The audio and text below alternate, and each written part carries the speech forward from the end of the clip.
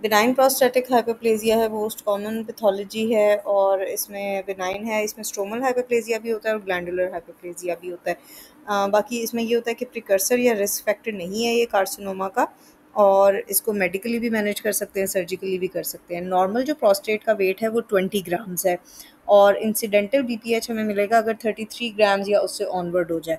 और अगर 100 से 800 ग्राम्स तक हो जाए तो फिर वो इंसिडेंटल नहीं रहता, फिर उसके क्लिनिकल सिम्टम्स आना शुरू हो जाते हैं अगर 100 ग्राम से ज़्यादा वेट हो जाए प्रोस्टेट का। इसमें जो एक फ़ीचर आता है वो है अगर सिर्फ स्ट्रोबल हाइपरप्लेजिया हो रहा है तो इसमें जो सेल्स हैं वो पैटर्नलेस पैटर्न में होते हैं, और इम्पॉर्टेंट फीचर इसका ये है कि इसमें थिक वॉल्ड ब्लड वेसल्स होती हैं।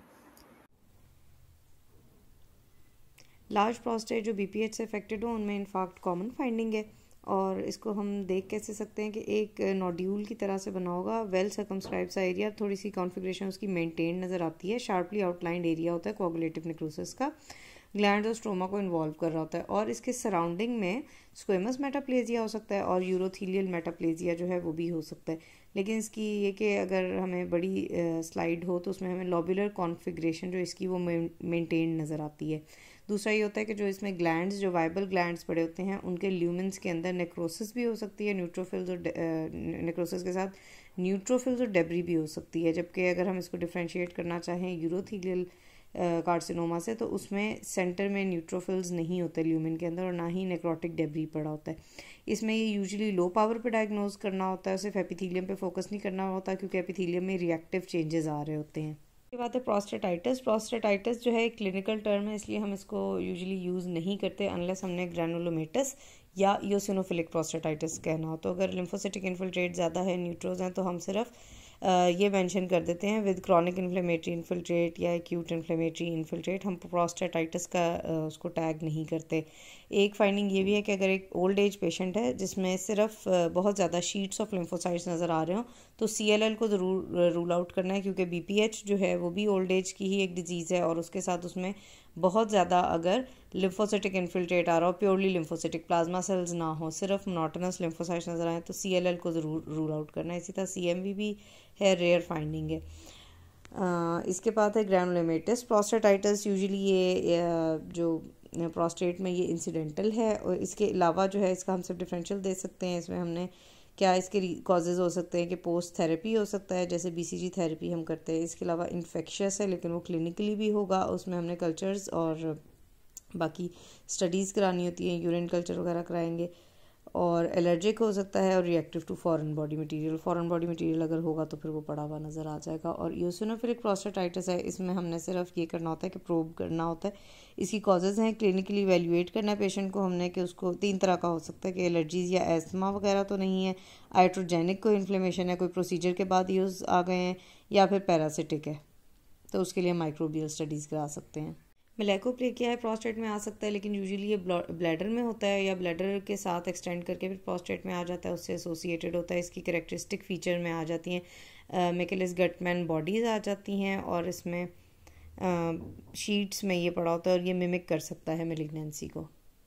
नॉर्मल स्ट्रक्चर्स जो ट्यूमर को मिमिक कर सकते हैं उनको ज़रूर माइंड में रखना है, जैसे कि सेमिनल वेसिकल्स हो सकते हैं, इजैकुलेटरी डक्ट्स, कॉपर ग्लैंड्स, पैरागैंग्लिया, और रेक्टल टिश्यू भी जो है वो ड्यूरिंग बायोप्सी अगर इंट्रोड्यूस हो जाता है तो वो उसको भी माइंड में रखना है कि ये नॉर्मल यहाँ पे एनाटॉमिकल स्ट्रक्चर्स हैं जो कि मिमिकर्स हैं मिलिग्नेंसी के। फिर इसके अलावा दूसरे मिमिकर्स हैं प्रोस्टेटिक नियोप्लेजिया के, जिसमें हाइपरप्लेजिया ऑफ मीजोनेफ्रिक डक्ट्स आ जाता है।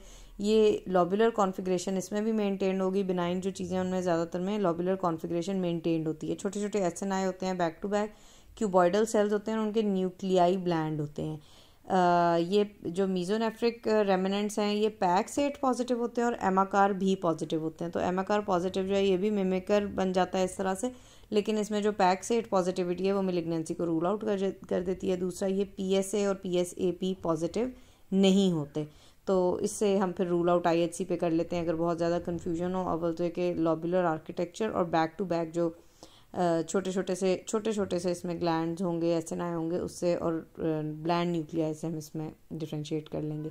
फिर कुछ फोमी मैक्रोफेजेस हैं, वो हैं सिग्नेट रिंग सेल चेंज है, एक्स्ट्रा मेडलरी हिमेटोपोइसिस है जो कि प्रोस्टेट में हो सकती है, बिनाइन प्रोस्टेटिक एट्रोफी। एट्रोफी जो है वो काफ़ी ज़्यादा मिमिक कर रही होती है। एट्रोफी की टाइप्स हैं, कुछ सिंपल एट्रोफी है, एक पोस्ट एट्रोफी हाइपरप्लेजिया है कि एट्रोफी उसके बाद हाइपरप्लेजिया है। तो इसकी ये फीचर है कि एक सेंट्रल लार्ज डक्ट नज़र आती है और उसके आसपास ये छोटे छोटे जो है अदर डक्ट्स जो है स्मॉलर डक्ट्स नज़र आ रही होती हैं। ये बहुत ही जो एट्रोफी ये वाली है ये बेजोफिलिक इसकी लुक होती है। और इसमें भी जो है लॉब्यूल्स हैं एसिनाई के और सेंट्रल डायलेटेड डक्ट के अराउंड ये होते हैं। और ये बेजल सेल मार्कर्स इसमें पॉजिटिव है, एमाकार ये नेगेटिव है। जो ज़्यादा मिमिक करती है मेलिग्नेंसी को वो है पार्शियल एट्रोफी, क्योंकि इसमें एमाकार भी पॉजिटिव पैची आ रहा होता है और बेजल सेल मार्कर्स भी पैची हो जाते हैं, तो ये ज़्यादा मिमिकर है। लेकिन अगर हम सीए प्रोस्टेट देखें तो वो एमाकार स्ट्रांगली पॉजिटिव है और बेजल सेल मार्कर उसमें नेगेटिव है, उसमें पैची नहीं होते। इसमें क्या है कि जो लेटरल साइटोप्लाज्म है सेल्स का वो प्रिजर्व रहता है, यानी कि अगर एक क्यूबॉइडल्स है तो इसलिए सेल्स का डिस्टेंस आपस में मेंटेन रहता है कि अगर इस तरह से सेल्स पड़े हुए हैं तो यहाँ उनके न्यूक्लियाई सेंटर में है तो यहाँ से शायद फिर भी ये एट्रोफिक हो जाएं, लेकिन ये जो इनका आपस का डिस्टेंस है क्योंकि लेटरल साइटोप्लाज्म प्रिजर्व रहता है तो इनका जो डिस्टेंस है वो मेंटेन रहता है। जैसे कि यहाँ पे दिखाया हुआ है कि partial atrophy most common mimic of prostatic carcinoma in routine practice में be pseudo infiltrative, however angulated taper shape of the glands and loss of luminal cytoplasm are characteristic. Luminal जो है वो लॉस हो गया तो ऊपर से फ्लैटन होने लग जाते हैं, लेकिन लेटरल प्रिजर्व्ड होता है तो इसलिए स्पेस्ड अपार्ट न्यूक्लियाई होते हैं और इसकी पेल से ग्लैंड्स नज़र आ रहे होते हैं। इसके कंपैरिजन में ये जो पोस्ट एट्रोफिक वाला होता है इसके ब्लूइश ग्लैंड नज़र आ रहे होते हैं, क्योंकि इसका जो साइटोप्लाज्म है ये लेटरली भी लॉस्ट हो रहा होता है और एपिकली भी लॉस्ट हो रहा होता है, तो ये छोटे छोटे से ब्लू ग्लैंड्स नज़र आने लगते हैं। स्क्वेमस मेटाप्लेजिया है, ये हमें इन्फार्क्ट्स के अराउंड नज़र आ सकता है और इसके अलावा इसमें हमें अगर प्रीवियस TUR प्रोसीजर हुआ हुआ तो उसमें नज़र आ सकता है। इसमें इस तरह से स्क्वेमस लॉब्यूल्स जो हैं वो बन रहे होंगे और इसमें एटिपिया भी हो सकता है, स्पेशली अगर इन्फार्क्ट के अराउंड हो तो इसमें हमने लो पावर पे लॉब्यूलर आर्किटेक्चर को ज़रूर देख लेना है। ये है। और फिर है basal cell hyperplasia. Basal cell hyperplasia में छोटे छोटे से नेस्ट होते हैं, सॉलिड नेस्ट हो रहे होते हैं ये, और इनके जो है इनके साइटोप्लाज्म जो है मिनिमल होते हैं। कुछ में न्यूक्लियर एनलार्जमेंट और हाइपरक्रोमेजिया भी हो सकता है, लेकिन इसमें जो बस फीचर जो याद रखने वाला है कि स्मॉल ग्लैंड्स होंगे क्राउडेड टुगेदर, उनमें किसी किसी में ल्यूमिन भी हो सकते हैं इस तरह से क्रिबरी फॉर्मिंग, या फिर कह लें कि जैसे एडिनॉइड सिस्टिक लाइक अपीयरेंस हो सकती है, लेकिन इसमें ग्लैंड्स जो हैं वो छोटे छोटे होंगे और सॉलिड होंगे, क्रिबरी फॉर्म हो सकते हैं, सूडो क्रिबरी फॉर्म हो सकते हैं, ल्यूमिना छोटे होंगे। जबकि अगर हम एडिनॉइड सिस्टिक से कंपेयर करें तो एडिनॉइड सिस्टिक में लार्जर नेस्ट होंगे, उनमें नेक्रोसिस होगी, वो इन्फिल्ट्रेटिव होंगे और उनके आसपास डेस्मोप्लेजिया होगा। तो ये डिफरेंस है थोड़ा सा बेजल सेल हाइपरप्लेजिया और जिसको मिमिक करता है एडिनॉइड सिस्टिक कार्सिनोमा को। उसके बाद है क्लियर सेल क्रिब्रिफॉर्म हाइपरप्लेजिया। इसमें जो है क्लियर साइटोप्लाज्म होगा, न्यूक्लियाई बिल्कुल ब्लैंड होंगे और डार्क जो है बेजल लेयर जो है इनकी डार्क ब्लू जो है न्यूक्लियाई वो हमें उसमें नज़र आ रहे होंगे। एटिपिया नहीं होगा और इसमें न्यूक्लियोलाई बिल्कुल भी प्रोमिनेंट नहीं होंगे। वैसे इसके आर्किटेक्चर की वजह से इसकी जो डिफरेंशियल बन जाता है वो हाई ग्रेड पिन का बनता है, इंट्राडक्टल कार्सिनोमा का, या फिर जो प्रोस्टेटिक एडिनोकार्सिनोमा 4+4 जो है उसका बन सकता है। लेकिन इसमें हमने जो फीचर्स हैं वो याद रखना है कि इसमें न्यूक्लियाई बिल्कुल ब्लैंड है। इसके बाद है सेक्लेरोजिंग एडिनोसिस, जैसे कि ब्रेस्ट में होता है सेक्लेरोजिंग एडिनोसिस, ये नज़र आ रहा है। इसके जो फीचर्स हैं कि इसमें छोटे छोटे इसमें जो है ग्लैंड्स होते हैं और कंप्रेस्ड भी हो जाते हैं और उनमें मिक्सॉइड सा पीछे स्ट्रोमा होता है और इसको ऑल्टर्ड स्ट्रोमा हम कह सकते हैं कि थोड़ा सा इसका कलर भी ऑल्टर हो चुका होता है, थोड़ा सा मिक्सॉइडी हो चुका होता है, जबकि नॉर्मल सीए प्रोस्टेट जो है उसमें इस तरह से नहीं होता। साइटोप्लाज्म इसका क्लियर भी हो सकता है, ईओसिनोफिलिक भी हो सकता है और इसमें न्यूक्लियोलाई बिल्कुल भी प्रोमिनेंट नहीं होते हैं। अब ब्राइन प्रोलिफरेटिव लीजन है और रेयर है, सर्कमस्क्राइब्ड होगी, रिस्क ऑफ मेलिग्नेंसी नहीं है। इसमें एक स्पेशल जो बस बात है कि वैसे हम इसमें यूजुअली बेजल सेल मार्कर्स वगैरह यूज़ करते हैं जब हमने बेजल लेयर को देखना हो। इसमें मायोएपिथेलियल डिफ्रेंसिएशन आना शुरू हो जाती है, इसलिए जो इसके अराउंड बेजल लेयर है वो SMA और S100 पॉजिटिव होना शुरू हो जाती है, जबकि प्रोस्टेट में बाकी जगहों पे हम P63, 34 बीटा 12 वगैरह यूज़ करते हैं, तो यहाँ पे मायोएपिथेलियल डिफ्रेंसिएशन आ जाती है, इसलिए S100 और SMA पॉजिटिव इसकी जो है बेजल सेल्स जो हैं वो हो जाते हैं। स्क्लेरोसिंग एडिनोसिस। इसके बाद एडिनोसिस है, इसमें क्राउडेड ग्लैंड्स हो जाते हैं और एक्सपेंसाइल मार्जिन होता है, लेकिन इसमें प्रोमिनेंट न्यूक्लियोलाई जो हैं वो नहीं होते। ये भी इंसिडेंटल फाइंडिंग है और इसमें जो है एसिडिक म्यूसिन जो है वो ल्यूमिन में आ सकती है। Adenosis of prostate gland. Radiation changes आ सकती हैं, जिसमें रेडिएशन चेंजेस जहाँ पे भी आएंगी उसमें जो है एक्टैटिक वैस्कुलेचर हो सकता है, एटिपिकल फाइब्रोब्लास्ट होंगे और स्ट्रोमा में फाइब्रोसिस नज़र आ रही होगी।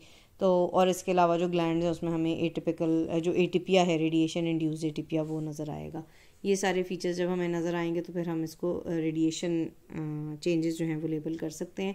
ये हैं, पिक्चर दिखाई हुई है और उसमें एक पॉइंट उन्होंने ये लिखा हुआ है कि ये जो रेडिएशन इंड्यूस्ड, रेडिएशन के बाद ये जो ग्लैंड्स हैं इनमें γ3 पॉजिटिविटी भी आ जाती है एटिपिकल सेल्स में। तो इसको फिर हमने यूरोथीलियल, इन्फिल्ट्रेटिव यूरोथीलियल कार्सिनोमा से कंफ्यूज नहीं करना। बाकी चेंजेस को भी देखना है, सिर्फ ये सेलुलर एटिपिया को नहीं देखना, हमने स्ट्रोमल एटिपिया को देखना है। स्ट्रोमा में जो फाइब्रोब्लास्ट आ रहे होंगे एटिपिकल, उनको हम देखेंगे और एक्टैटिक वेसल्स अगर हमें नज़र आ रही हों तो फिर हम रेडिएशन को फेवर करेंगे।